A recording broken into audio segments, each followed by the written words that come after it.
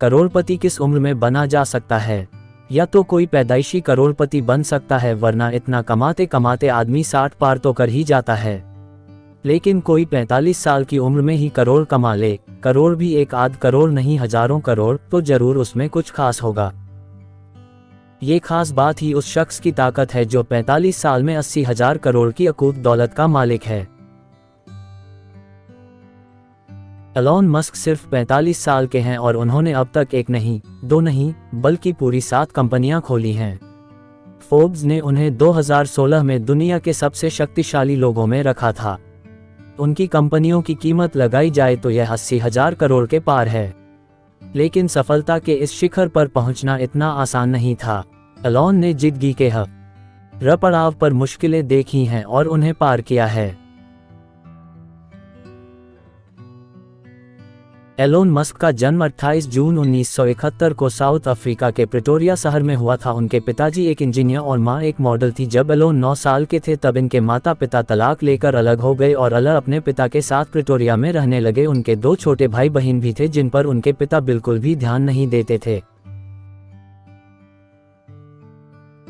Elon बचपन से ही बड़े शर्मीले किस्म के लड़के थे, जिसके कारण उन्हें कई बार परेशान भी किया जाता था। उनके साथ मारपीट तक की गई, लेकिन एलोन ने इन सब से लड़कर खुद को स्थापित किया।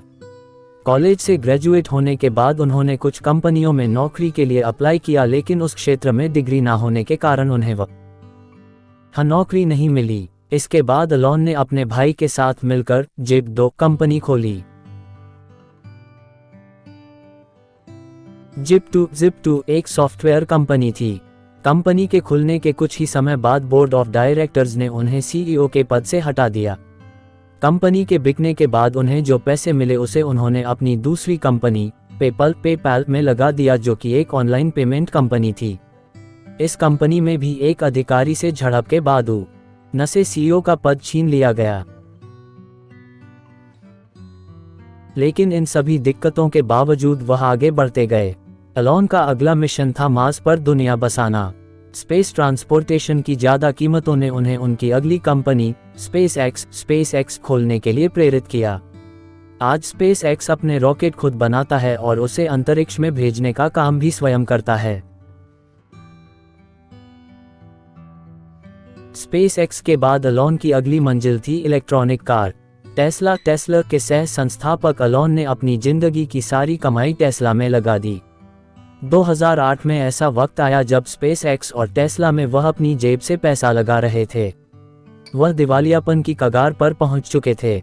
अपनी निजी जिंदगी वह दोस्तों से पैसा उधार कर चला रहे थे। लेकिन टेस्ला के लिए की गई उनकी मेहनत आखिरकार सफल हुई और उन्हें मार्केट से फंडिंग मिलने लगी। आज उनकी दोनों कंपनियों की कीमत अरबों में है। अपने इनोवेशन से उन्होंने दुनिया को कई तोहफे दिए हैं और उसके लिए वह हमेशा जाने जाएंगे।